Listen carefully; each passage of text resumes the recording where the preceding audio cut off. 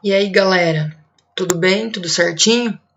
Vamos dar uma olhadinha na lista de separação de misturas QG03 do André. Surgiram algumas dúvidas em relação a uns exercícios dessa lista. O primeiro exercício que surgiu dúvida foi o exercício 4. Vamos dar uma olhadinha nele. Um estudante realizou um experimento em laboratório para obter cafeína a partir do chá preto. Para isso, seguiu as etapas 1 e 2 do esquema abaixo. A gente pode ver o desenho, o esqueminha da separação do chá preto para obtenção da cafeína, com destaque para a etapa 1 e a etapa 2. Tem até um desenho mostrando o que aconteceu nessas duas etapas. Assinale a alternativa que contém os nomes dos processos de separação das etapas 1 e 2, respectivamente. Então, galera, nem precisa ficar sofrendo com todo o resto do desenho. Vamos olhar só para o que aconteceu na etapa 1 e na etapa 2. A etapa 2 já é tranquilinho, né? Se a gente olhar aqui no desenho, a gente tem um destilador simples, belezinha? Por que destilação simples e não fracionada? Porque eu não tenho uma coluna de fracionamento acoplada ao balão de destilação. Eu tenho somente um termômetro. Então, essa é uma destilação simples. Olhando para a etapa 2, que é a destilação, a gente já consegue eliminar a alternativa A, C e D. Sobra para a gente a B e a E. Ficamos entre extração e filtração na primeira etapa. Por que, galera, que não é a filtração? Para ser filtração, o meu desenho tinha que estar mostrando um funil com um papel de filtro. Nesse caso, ele está mostrando um funil de decantação ou funil de separação. Nesse caso, a gente consegue perceber que a etapa 1 é uma extração. Eu estou separando, eu estou extraindo a cafeína do chá preto. Então, a gente fica com a etapa 1, extração, e a etapa 2, destilação, o que dá para a gente a alternativa B. O outro exercício que surgiu dúvida é o exercício 8, do Enem 2010. Em visita a uma usina sucroalcooleira, um grupo de alunos pôde observar a série de processos de beneficiamento da cana-de-açúcar, entre os quais se destacam: 1. A cana chega cortada da lavoura por meio de caminhões e é despejada em mesas alimentadoras que a conduzem para as moendas. Antes de ser esmagada para a retirada do caldo açucarado, toda a cana é transportada por esteiras e passada por um eletroímã para a retirada de materiais metálicos. O que a gente pode perceber aqui, galera? No primeiro processo, eu tenho a presença de um eletroímã. Tem um ímã na jogada.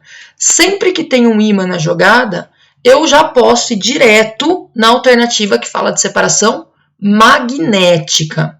Então, rola inicialmente uma separação magnética para retirar os materiais metálicos da cana que veio cortada da lavoura.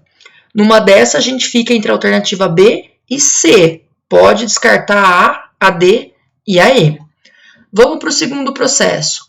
Após esmagar a cana, o bagaço segue para as caldeiras, que geram vapor e energia para toda usina. Ele está falando aqui, ó, após se esmagar a cana, o bagaço segue para as caldeiras. Você poderia até pensar aqui na combustão, galera. Poderia rolar uma confusãozinha com a combustão, porque ele fala que o bagaço vai para a caldeira e gera vapor e energia para a usina. Então, o bagaço ele é queimado. Só que o que interessa para a gente é a separação do bagaço do caldo. Então, no terceiro processo, ele fala que o caldo primário resultante do esmagamento é passado por filtros. Então, a gente pode perceber que no processo 2, nós separamos o bagaço do caldo. Esse processo é uma extração. Eu estou separando a parte sólida da parte líquida. A gente já pode ver que dá a alternativa C. Vamos só conferir o terceiro processo. O caldo primário, resultante do esmagamento, é passado por filtros e sofre tratamento para transformar-se em açúcar refinado e etanol. Então, ele falou, ó, passou por filtros, rolou uma filtração. Isso dá para a gente a alternativa C, separação magnética, extração e filtração. E o último exercício é o exercício 10 da FUVEST.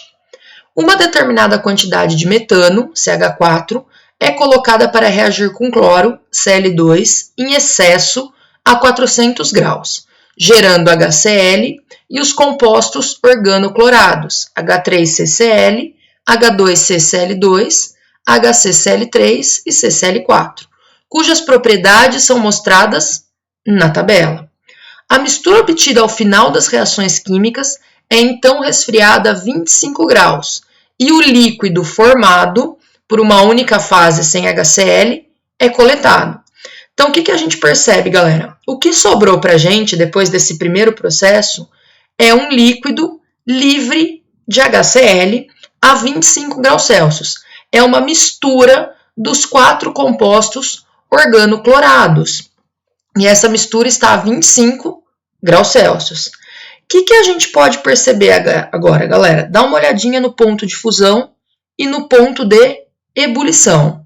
A 25 graus Celsius, eu tenho 3 líquidos, o H2CCl2, o HCCl3 e o CCl4, e um gás, H3CCl. O primeiro composto aqui, ele já está no estado gasoso a 25 graus. A melhor técnica de separação dos orgânulos clorados presentes na fase líquida e o primeiro composto a ser separado por essa técnica são. Então, o exercício quer que a gente fale qual que é a melhor técnica para separar os compostos que estão sobrando na fase líquida. Quem que sobra na fase líquida? H2CCl2, HCCl3 e CCl4. O H3CCl já está na fase gasosa, então eu não preciso me preocupar com ele. Esse é o macete do exercício. Vamos olhar só para os 3 outros compostos. Se eu observar tanto ponto de fusão quanto ponto de ebulição, eles são pontos relativamente próximos, galera. Principalmente ebulição. Se eu pensar no ponto de ebulição próximo, é mais fácil eu separar esses 3 compostos usando uma destilação fracionada. Vamos olhar alternativa por alternativa. Por que a decantação não funciona? A decantação serve para separar 2 líquidos immiscíveis, que não se misturam. Aqui eu tenho 3 líquidos misturados, então não vai dar muito certo. Sem contar que a decantação usa a diferença de densidade entre as substâncias. E aqui as densidades dos 3 líquidos são muito próximas. Não ia dar muito certo usar a decantação. A destilação fracionada é uma ideia legal. E já falo para vocês por quê. A alternativa C é a cristalização. Cristalização seria eu voltar do líquido para o gasoso. Até daria para pensar na cristalização, galera, porque a gente tem pontos de fusão até que diferentes. Só que qual que é o problema aqui? É o primeiro composto a ser separado. O primeiro composto a ser separado, se eu fosse fazer uma cristalização, seria o CCl4, que é o ponto de fusão negativo mais alto. Eu estou descendo ali 0, menos 1, menos 2, menos 3, menos 22,9, cristalizo o CCl4. Depois o menos 63,5, cristalizo o HCCl3. E por último, o menos 96,7, que cristaliza o H2CCl2.